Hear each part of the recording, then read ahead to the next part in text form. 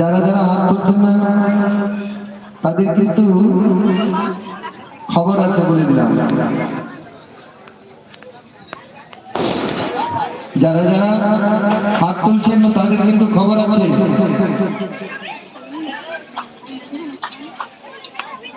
এই জন্মে তো ভগবান আমরাকে দুটো হাত আর দুটো পা দিয়েছে, কিন্তু মনে রাখবেন আগামী জন্মে কিন্তু এটা বিপরীত হয়ে যাবে। যদি হাততালি না দেন তাহলে এই জন্মে দুটো পা দুটো হাত আছে, আগে জন্মে চারটে পা হয়ে যাবে। কারণ হাতের তো কোনো কাজ করছেন না, ভগবান বলবে যে হাতের কোনো কাজ নেই, তাহলে এটাকে হাত দেবো না পায়ে